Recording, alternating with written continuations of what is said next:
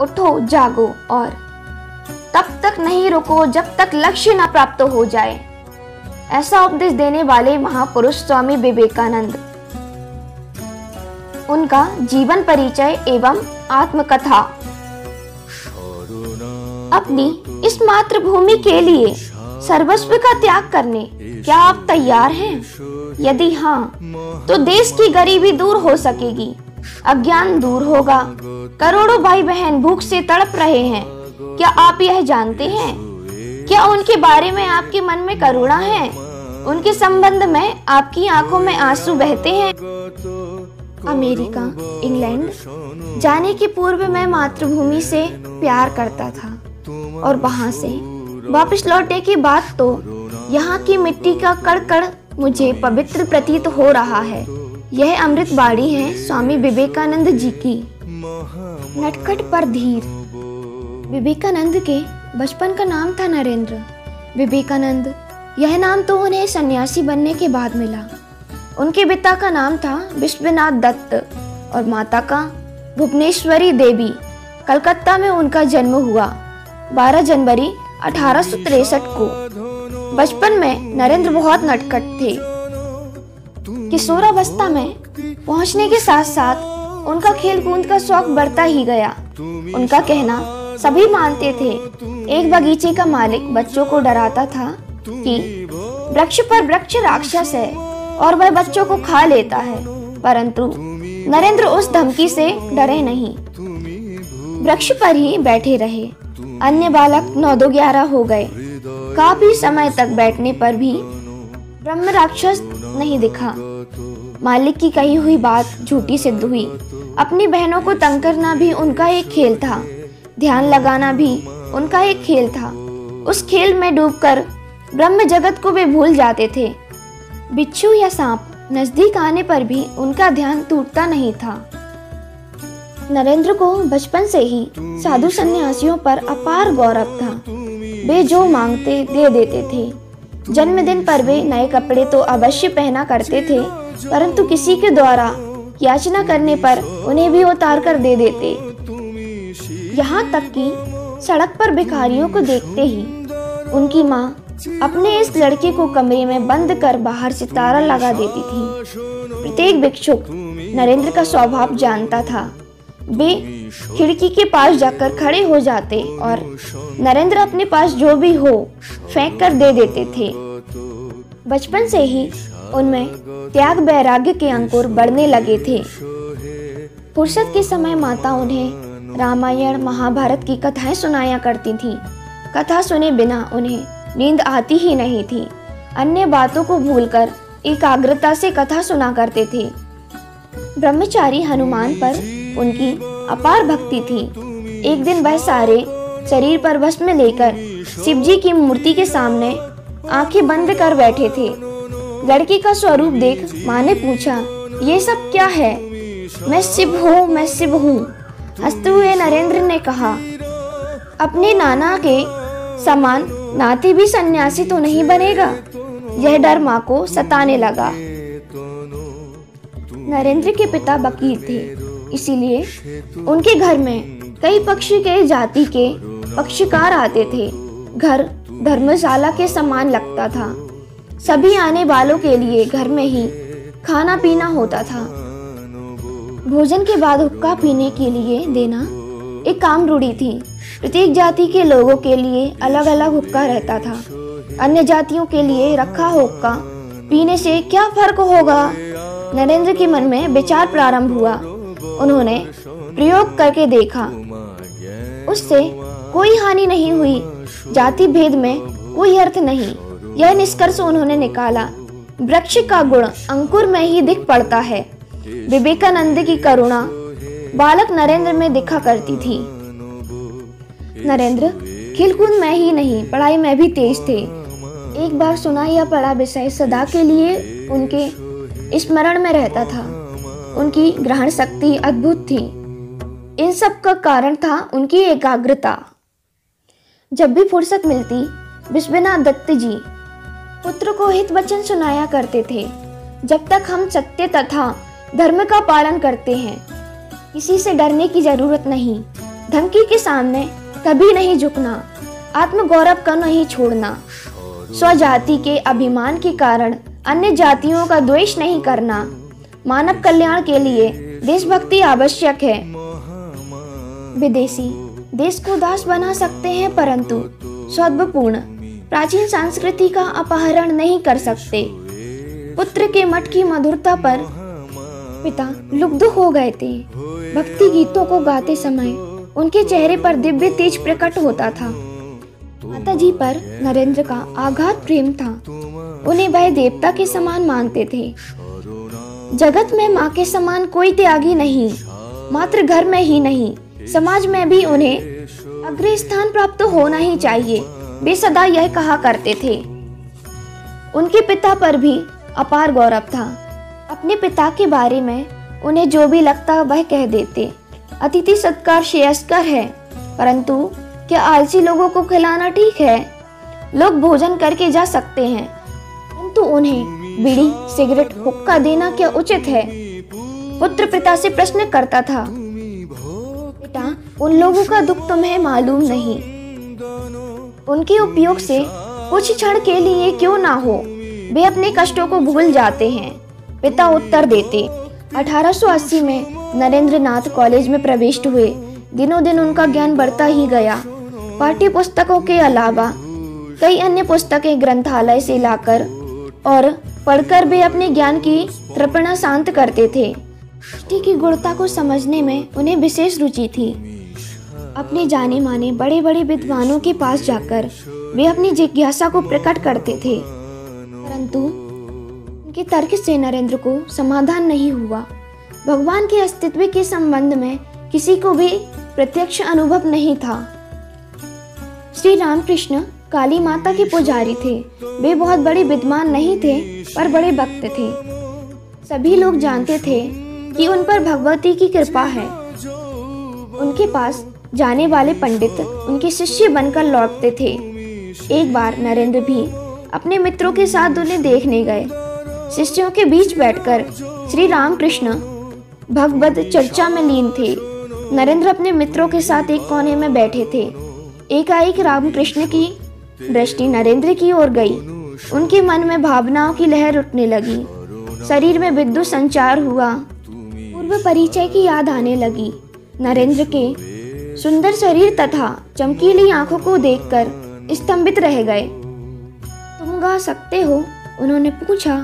नरेंद्र ने अपने मधुर कंठ से एक दो बंगाली गीतों को गाकर सुनाया। गीत सुनते सुनते श्री रामकृष्ण बहुत बेबहाल हो गए। कुछ समय के बाद वे उनके पास गए, उनका हाथ पकड़कर अगले कमरे में ले गए। वहां पर वात्सल्य से उनके सिर पर शरीर पर हाथ फेरा। बेटा इतनी देर क्यों की? तुम्हारी राह देखते देखते मैं थक गया था। युग सन्यासी नहीं, नर रूप में नारायण हो। तुम्हारे लिए मैं कितना आकुल हूँ जानते हो? ये कहकर वे रोने लगे। श्री रामकृष्ण का यह स्वभाव देखकर नरेंद्र को आश्चर्य हुआ। उन्हें लगा कि वे पागल होंगे। तुम पुनः आओगे ना? आता हूँ, ऐसा आश्वासन दो। श्री रामकृष्ण गिड़गिड़ाने लगे। शीघ्र छुटकारा पाने के लिए नरेंद्र ने हाँ कह दिया। श्री रामकृष्ण की बात पूरी होने पर नरेंद्र ने उनसे पूछा, क्या आपने भगवान को देखा है? हाँ देखा है। से तुझे देख रहा हूँ वैसा ही उन्हें भी देखा है। बातचीत की है तो मैं भी दिखा सकता हूँ, श्री रामकृष्ण ने उत्तर दिया। नरेंद्र को अभी तक भगवान को देखा है कहने वाले मिले नहीं थे। वे तो पागल दिख रहे हैं, पागल ही होंगे। कुछ भी कहो, परीक्षा लेने तक निर्णय करना उचित नहीं, नरेंद्र ने निश्चय किया। बीतते बीतते वे दोनों परस्पर आकर्षित होने लगे। अधिक समय तक वियोग उन्हें सहन नहीं होता था। नरेंद्र की योग्यता जानने में श्री रामकृष्ण को अधिक देर नहीं लगी। वे तो माता की प्रेरणानुसार चलते थे, परंतु युवक नरेंद्र परीक्षा के बिना श्री रामकृष्ण को गुरु मानने के लिए तैयार नहीं थे। भगवत भक्ति के लिए कंचन कामिनी का त्याग करना चाहिए, श्री रामकृष्ण कहते थे। एक दिन नरेंद्र ने श्री रामकृष्ण की अनुपस्थिति में उनकी तकिए के नीचे 1 रुपया रख दिया। श्री रामकृष्ण बाहर से आकर बिस्तर पर लेट गए, परंतु बिच्छू के डंक मारने जैसे उठ गए। बिस्तर को झटकारने पर रुपया नीचे गिरा। वह नरेंद्र का ही काम था, यह उन्हें बाद में पता चला। श्री रामकृष्ण का प्रेम प्राप्त करने वालों में नरेंद्र का स्थान प्रथम था, परंतु वह जो भी करते हैं ही ठीक है, ऐसा भी नहीं मानते थे। नरेंद्र मूर्ति पूजाओं की आलोचना करते थे। शिवोम ब्रह्मास्मि, मैं ब्रह्म हूँ, मैं शिव हूँ, ऐसी बातें उन्हें पसंद नहीं थीं। एक लक्ष्य पर पहुँचने के लिए कई रास्ते हैं, दूसरों का मार्ग गलत है, ऐसा कहने का अधिकार किसी को नहीं। अपनी आकलन शक्ति के जो परे है वह झूठ है, ऐसा निर्णय देना गलत है। ऐसा कहकर श्री रामकृष्ण उन्हें ठीक रास्ते पर ले जाते थे। एक दिन श्री रामकृष्ण नरेंद्र को एकांत स्थान पर ले गए। कई दिनों की समाधि से कई सिद्धियां मुझे प्राप्त हुई हैं, तो जो चाहे प्राप्त कर सकते हो, परंतु मुझे इनसे कोई प्रयोजन नहीं, क्या तुम्हें दे दूं? श्री रामकृष्ण ने प्रश्न किया। क्या उनसे आत्म साक्षात्कार होगा? नरेंद्र ने पूछा। नहीं, श्री रामकृष्ण ने कहा। फिर भी मुझे नहीं चाहिए, मुझे पहले भगवत साक्षात्कार चाहिए। उनके इस उत्तर से श्री रामकृष्ण को बहुत आनंद हुआ। वे शिष्य बनने योग्य बने थे। 1884 में नरेंद्र ने बीए परीक्षा पास की। एक मित्र ने उस निमित्त एक समारोह का आयोजन किया। नरेंद्र तथा उनके मित्रों को आमंत्रित किया। उस समारोह में नरेंद्र का गायन चालू ही था कि उनके पिता की मृत्यु का समाचार मिला। पिता की मृत्यु के दूसरे ही दिन से उनके परिवार को गरीबी का सामना करना पड़ा। नरेंद्र नौकरी के लिए कार्यालयों के दरवाजे खटखटाने लगे। बदन पर ठीक कपड़ा भी नहीं रहता था। एक बार का भोजन भी ठीक ना हो पाता था। जो है वह भाई बहनों को, माता को मिले। विचार से वे कई बार उपवास भी करते थे। माता जी के पूछने पर मित्रों के यहाँ भोजन हुआ है ऐसा कह देते थे। भोजन न करने से थक कर रास्ते में बेहोश होकर कई बार गिरे, पर एक के बाद एक विपत्ति आने पर भी भगवान के प्रति उनकी श्रद्धा कम नहीं हुई। तुम्हारा जन्म जगत माता के काम के लिए, जनता के उद्धार के लिए हुआ है। तुम हिम्मत बांधो, सब ठीक हो जाएगा। श्री रामकृष्ण जी सांत्वना देते थे। बाद में नरेंद्र ने विद्यासागर की शाला में कुछ दिन के लिए शिक्षक का काम किया। उससे परिवार के लोगों की खाने पीने की समस्या हल हुई। नौकरी के साथ साथ वे लॉ कॉलेज में शिक्षण प्राप्त करने लगे। उतने में श्री रामकृष्ण के गले में फोड़ा हो गया। नरेंद्र नौकरी तथा पढ़ाई छोड़कर गुरु की सेवा में लग गए। एक बार नरेंद्र ध्यान अवस्था में मेरा शरीर कहाँ है कहकर चिल्लाए। तब आसपास के लोगों को देह स्पर्श करके दिखानी पड़ी। इस घटना को सुनकर रामकृष्ण परमहंस जी ने कहा, मेरी इच्छा पूर्ण हो गई। अंतिम दिन गुरुजी ने नरेंद्र को अपने पास बुलाकर उन्हें स्पर्श किया। अपनी सारी आध्यात्मिक शक्ति उन्हें दे दी। नरेंद्र, तुम अब महाशक्तिशाली हो। ये सब मेरे बच्चे हैं, उनके रक्षण का भार तुम पर ही है, गुरुजी ने कहा। श्री रामकृष्ण के निधन के बाद सन्यासियों ने 12 नगर में एक घर किराए पर लिया। मकान पुराना था, परंतु शहर के कोलाहल से दूर गंगा नदी के किनारे पर था और श्री रामकृष्ण की समाधि पास ही में थी। वहां पर मठ प्रारंभ हुआ। उनका ध्येय था आत्म उन्नति तथा लोक कल्याण की साधना। कुछ युवकों ने अपना घर त्याग कर सन्यासी बनकर मठ में रहना प्रारंभ किया। नरेंद्र भी सन्यासी बनकर का नेतृत्व करने लगे। सभी भजन साधना में लीन हो गए। भोजन न रहने पर भी उनका अध्ययन रुकता नहीं था। नरेंद्र अपने मित्रों को संस्कृत तथा वेदांत तत्वों को पढ़ाते थे। सन्यासी स्वयं को किसी विशेष स्थान से बांधता नहीं। मठ भी एक बंधन ही था। विशेष स्थान का मोह भी बुरा है। सन्यासी धर्म का स्वीकार कर नरेंद्र स्वामी विवेकानंद बने। वह भारत का भाग्य था। उन्होंने संपूर्ण भारत को ही अपना घर बना लिया। देश के सभी नागरिक उनके बांधव बने। दीन दुखियों के आंसू मिटाना उनका पवित्र कार्य था। विवेकानंद सर्वप्रथम काशी पहुंचे। वहां के वास्तव में कई पंडितों से विचार विमर्श किया। अयोध्या में भगवान श्री राम का स्मरण कर पुलकित हुए। आगरा में ताजमहल देखकर विस्मित हुए। वृंदावन जाते समय एक चमार के पास का हुक्का मांग कर पिया। पंचम के घर का पानी पिया। मोची के घर का अन्न मांग कर खाया। वृंदावन में पैर रखते ही उनका हृदय आनंद भोर हो गया। अलवर में मुसलमान भक्त मिले। उनके घरों में भोजन करते समय महाराजा मंगल सह का परिचय हुआ। प्रारंभ में महाराजा को स्वामी जी पर विश्वास नहीं था। से काफी तर्क वितर्क हुआ। महाराजा ने कहा, स्वामी जी, मुझे मूर्ति पूजा में विश्वास नहीं। मूर्ति पूजा एक संकेत मात्र है। वह भगवान का स्मरण दिलाती है। वह तुच्छ नहीं। प्रत्येक साधक का उसका अपना मार्ग है। वह मार्ग उस व्यक्ति की श्रद्धानुसार होता है। स्वामी जी ने विशद किया। महाराजा को समाधान नहीं हुआ। सामने दीवार पर महाराजा का चित्र लगा था।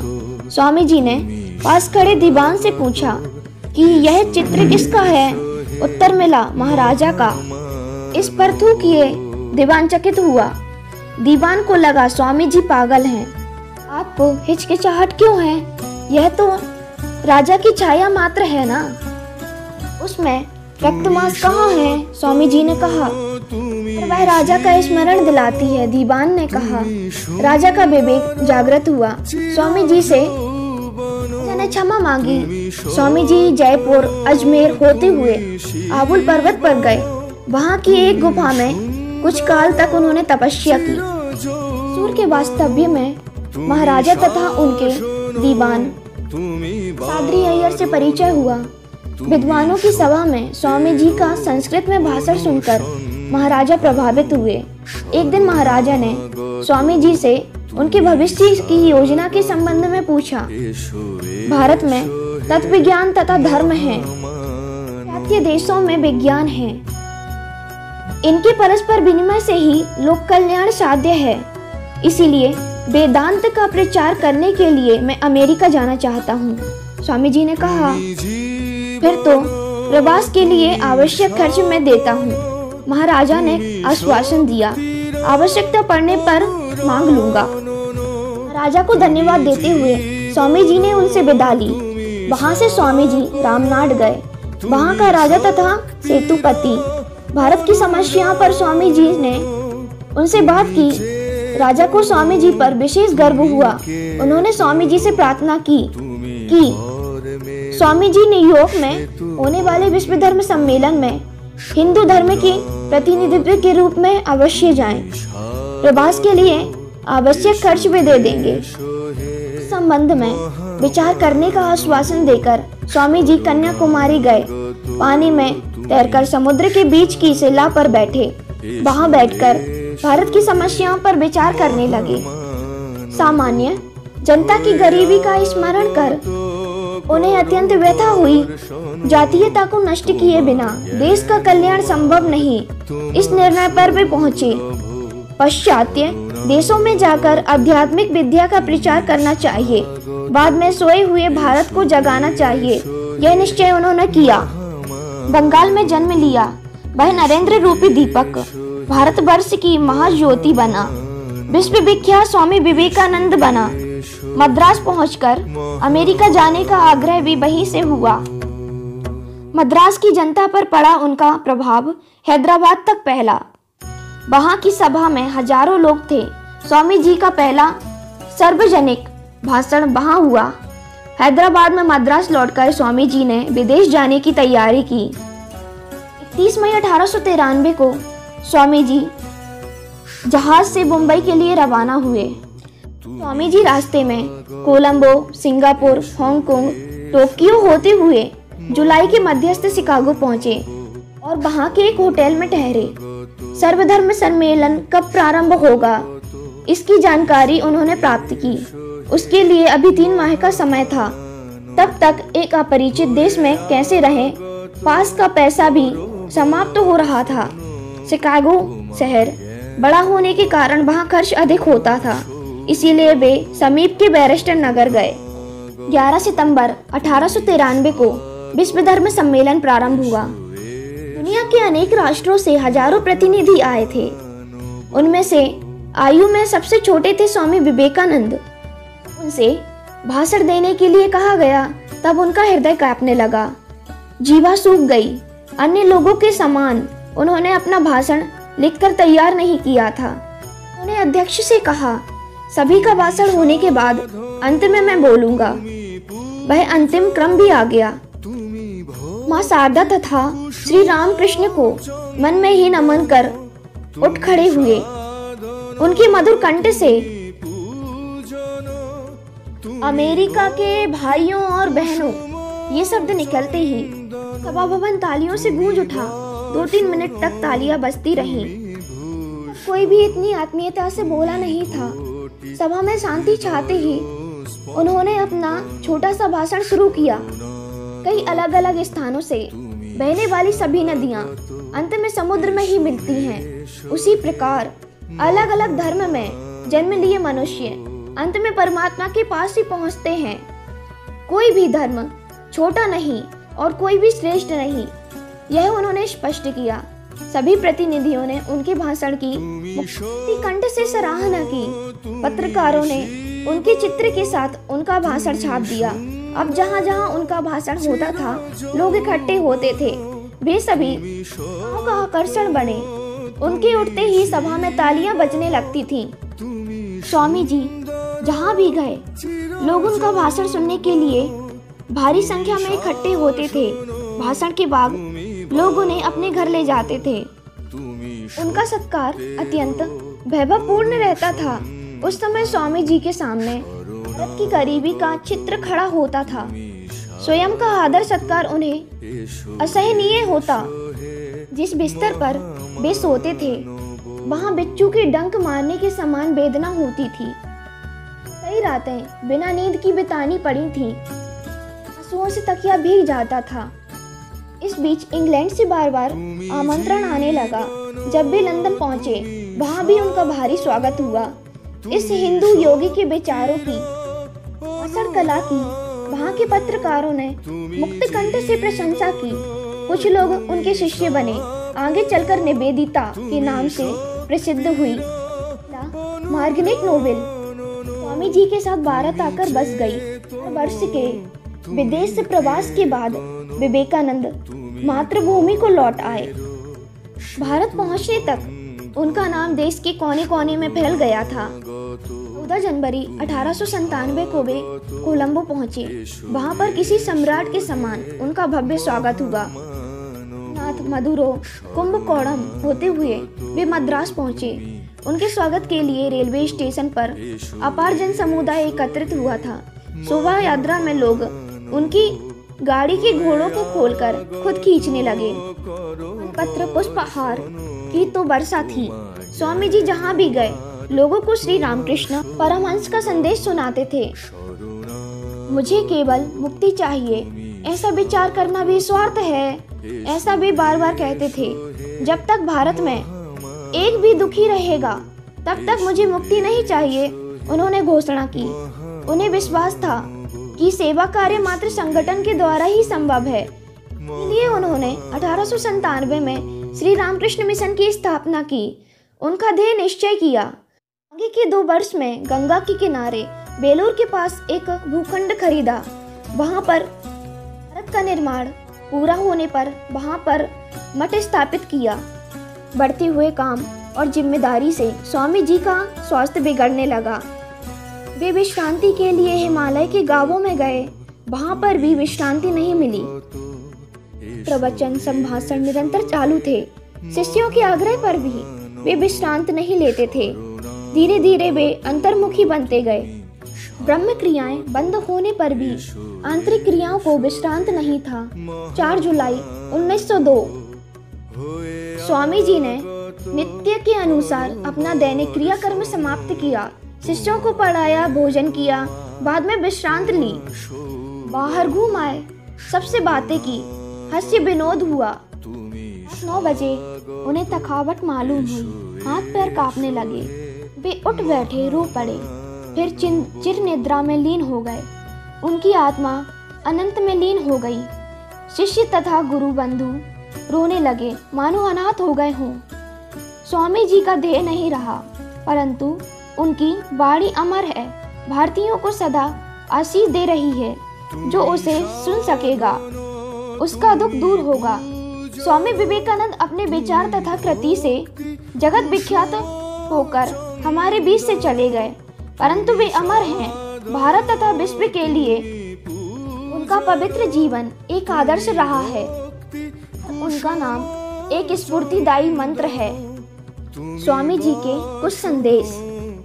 उसी को मैं महात्मा कहता हूँ जिसके हृदय का रक्त दरिद्रों के लिए बहता है, अन्यथा वह दुरात्मक है। जिस समय तुम भयभीत होते हो, उसी समय तुम नगण्य होते हो। भय ही जगत में सब अनर्थ का मूल है। सर्वप्रथम हमारे नवयुवक बलवान होने चाहिए, धर्म बाद में आएगा। मेरे तरुण मित्रों, बलवान बनो। स्वामी विवेकानंद।